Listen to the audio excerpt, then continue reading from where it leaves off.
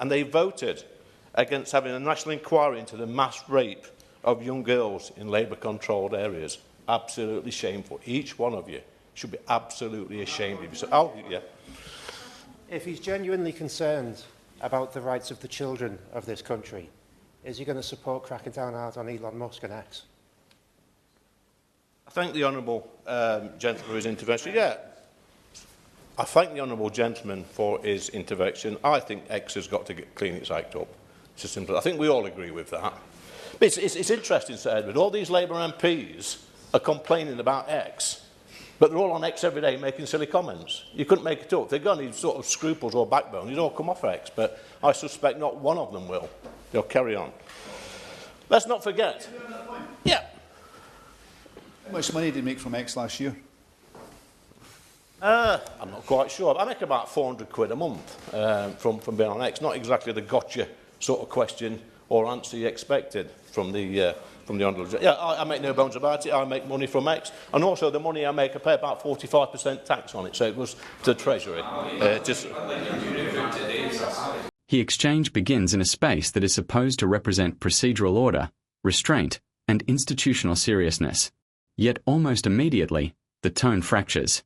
What unfolds is not a structured inquiry or a measured policy debate, but a rapid escalation driven by accusation, moral positioning, and tactical provocation. The authority in the room does not collapse all at once. It erodes through a sequence of small, deliberate choices. At the outset, one speaker frames the discussion around a profoundly emotive allegation tied to systemic failure and harm to children. This framing is not introduced cautiously or supported through structured argument. It is deployed as a blunt instrument. The accusation is broad, sweeping, and intentionally incendiary. It places anyone who disagrees on the defensive before they have spoken a word. This is the first shift in power. Moral leverage is asserted not through evidence, but through implication. In accountability analysis, this mirrors a familiar pattern: authority figures invoking extreme stakes to justify rhetorical overreach, knowing that rebuttal becomes politically and socially hazardous. As the moment develops, the exchange pivots. Another participant intervenes, redirecting the discussion toward the regulation of a social media platform and its owner. This redirection is subtle but significant. It reframes the battlefield from policy substance to cultural grievance. The intervention does not rebut the initial charge. Instead, it introduces a parallel controversy, one that carries its own emotional weight and public attention. The result is a diffusion of accountability. Rather than clarifying responsibility, the debate widens, allowing each speaker to select the terrain most advantageous to them. The response to this intervention is revealing. Agreement is expressed in principle, an acknowledgement that standards should exist, yet it is immediately followed by a counterattack. Attention shifts from the platform itself to the behaviour of those criticising it. Hypocrisy becomes the weapon of choice. This is a classic authority manoeuvre. When challenged, do not address the standard, question the challenger's legitimacy. By emphasizing that critics continue to use the very platform they condemn, the speaker attempts to invalidate the critique without engaging its substance. This is where escalation psychology becomes visible. The exchange is no longer about safeguarding the public or regulating power. It is about dominance within the room. Sarcasm and dismissiveness replace deliberation. The speaker's tone signals confidence not derived from institutional authority, but from performative defiance. This approach relies on an unspoken assumption that boldness itself will be interpreted as credibility. In law enforcement analysis, this is analogous to an officer asserting control through posture and certainty rather than lawful justification. The pivotal moment, the one selected for the opening hook, occurs when a direct, personal question is introduced. It cuts through the abstraction and targets individual gain. Suddenly, the conversation is no longer about platforms or principles, but about money. This is an authority-shifting tactic often seen in confrontational encounters. Personalize the issue to destabilize the speaker who has been projecting confidence. The question forces a response that cannot hide behind ideology. What follows is striking for its candor. The answer does not deny financial benefit. It acknowledges it plainly, even casually, and reframes it as transparent and legitimate. The speaker emphasizes the modest scale of the earnings and the taxes paid on them. This response is not defensive. It is corrective. It attempts to neutralize the challenge by normalizing the behavior and aligning it with civic duty. In doing so, the speaker regains footing, but at a cost. The admission confirms a conflict of interest that had previously been implied but unspoken. From an accountability perspective, this is where institutional safeguards should engage. Financial interests intersecting with public commentary demand scrutiny. Yet the structure of the exchange does not allow for that scrutiny to develop. There is no sustained examination, no follow-up that probes how personal incentives might influence public positions. The moment passes quickly, absorbed into the rhythm of point scoring. This is a systemic failure. The format rewards sharp exchanges over meaningful accountability. Throughout this sequence, the underlying dynamic remains consistent. Authority is asserted rhetorically, challenged personally, and then reasserted through confidence rather than clarification. Each participant operates within a system that permits, and even encourages, this behavior. The absence of enforced standards for relevance, proportionality, and evidence allows the exchange to drift from grave accusations to personal disclosures without resolution. The tension in this segment does not come from uncertainty about facts. It comes from the collision of unchecked authority and performative confrontation. Small decisions, how an accusation is framed, how a challenge is deflected, how a personal interest is acknowledged, compound rapidly. By the end of this phase, no substantive issue has been resolved, yet positions have hardened.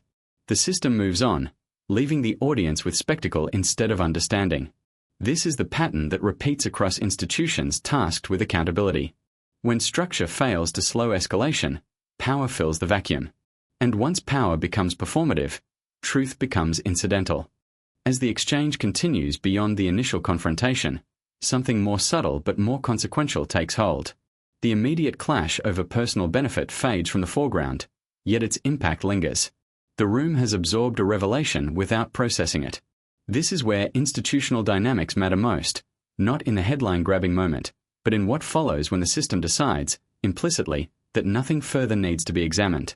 The conversation does not slow down to interrogate the implications of the admission that has just been made.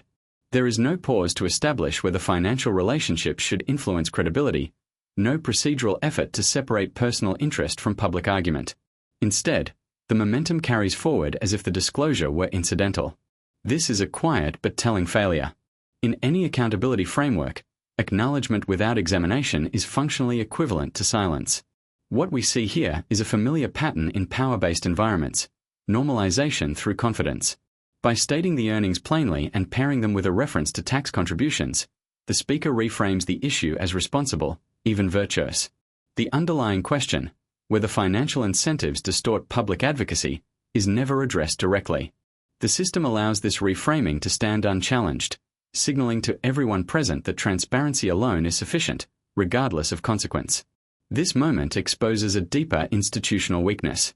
Oversight mechanisms often rely on adversarial pressure rather than structured inquiry. When that pressure dissipates, when no one follows up, the issue evaporates. The rules may exist on paper, but their enforcement depends on willingness to slow the process and tolerate discomfort. Here, speed and performative rhythm take priority. The exchange moves on, and with it, the opportunity for genuine accountability. The power dynamics at play are not symmetrical. Some participants can afford to be provocative because the system cushions them. Others introduce challenges knowing they will be fleeting. The result is a cycle where authority is never meaningfully tested. Each confrontation appears intense, but none are allowed to reach resolution. This creates the illusion of scrutiny while preserving the status quo. Psychologically, this environment rewards escalation without consequence. Participants learn that bold claims draw attention, while careful analysis stalls momentum. Over time, this shapes behavior. Statements become sharper, accusations broader, and defenses more performative. The institutional setting, rather than moderating these impulses, amplifies them. It becomes a stage rather than a forum. From a misuse of authority perspective, the parallels are striking. In law enforcement encounters, we often see officers rely on tone and presence to assert control when legal justification is thin. Here, rhetorical authority substitutes for procedural rigor. Confidence is mistaken for legitimacy. The absence of immediate challenge is interpreted as validation, even when the underlying issue remains unresolved. Another critical element emerges in what is not said. There is no effort to return to the original, grave allegation that opened the exchange. The seriousness of that claim is effectively abandoned once it has served its rhetorical purpose. This is a common tactic, deploy an extreme accusation to seize moral high ground, then pivot away before being held to the standards such an accusation demands. The system permits this maneuver, allowing serious issues to be used as leverage rather than addressed substantively. This pattern has consequences beyond the room. When public institutions model this behavior, they normalize it for broader governance. Accountability becomes episodic rather than continuous. Issues are raised, not to be resolved, but to be weaponized. Over time, public trust erodes, not because people disagree with outcomes, but because they recognize the absence of process. What remains consistent throughout this phase is the imbalance between assertion and examination. Authority figures are free to define the narrative, redirect scrutiny, and exit moments of vulnerability without follow-up. The lack of structural intervention reinforces the idea that transparency is optional and accountability negotiable. This is not a failure of individuals alone. It is a systemic design flaw. As the exchange settles, the room returns to procedural normalcy, but something has shifted. Lines have been drawn, positions entrenched, and yet no clarity has been achieved. The audience is left with fragments, accusation, deflection, admission, without synthesis. This fragmentation is itself a form of institutional protection. Without a coherent narrative, responsibility diffuses. The danger in this dynamic is cumulative. Each unresolved moment sets a precedent. Each missed opportunity for scrutiny lowers the bar for the next encounter. Over time, the system adapts not toward accountability, but toward efficiency of spectacle. Power learns how far it can go without consequence, and it remembers. By the time this exchange reaches its end state, the most important outcome is not any single statement that was made, but the pattern that has been reaffirmed. Authority has been exercised, challenged briefly, and then allowed to reassert itself without constraint. The system has demonstrated, once again, how it absorbs disruption without reforming itself. What becomes clear in this final phase is how institutional environments train participants over time. The lesson reinforced here is not about truth or responsibility. It is about survivability. Speak boldly, pivot quickly, concede only what cannot be denied, and trust that the structure will move on before consequences can crystallize. This is not accidental. It is the result of repeated interactions where scrutiny is episodic and memory is short. The absence of resolution is itself a resolution. The original accusation, one of the most serious possible, has not been substantiated, examined, or withdrawn. It simply fades from relevance once its utility is exhausted. Likewise, the personal financial disclosure is neither condemned nor contextualized. It is acknowledged and then normalized. In both cases, the system signals that raising an issue is more important than dealing with it. This is where institutional failure becomes systemic rather than situational. Accountability systems are meant to slow things down, to force clarity, to insist on proportionality between claim and consequence. Here, speed dominates. The exchange is designed to keep moving, not to reach understanding. That design choice protects authority by preventing depth. From a power dynamics perspective, the confidence displayed by the central speaker is instructive. It is not the confidence of someone relying on procedural protection or evidentiary strength. It is the confidence of someone who understands the limits of challenge. When you know that no follow-up is coming, admission becomes safe. Transparency becomes a shield rather than a risk. This is the same psychological environment that allows misuse of authority in other institutions. When actors learn that oversight is performative, they adapt accordingly. Rules are treated as rhetorical tools rather than binding constraints. Ethical boundaries become flexible, enforced only when politically convenient. Over time, this erodes not just trust, but competence. Another key feature of this phase is audience displacement. The exchange is technically public-facing, yet it is not oriented toward public understanding. The language, pacing, and escalation are inward-facing, optimized for dominance within the room rather than clarity outside it. This creates a gap between what the public hears and what the institution processes. In that gap, accountability disappears. The system also benefits from fragmentation. No single moment is allowed to stand long enough to define the exchange. Instead, attention is constantly redirected. This prevents any narrative from fully forming. Without narrative coherence, responsibility cannot attach. This is one of the most effective forms of institutional self-protection. Keep everything moving so nothing settles. What is striking is how ordinary this all appears.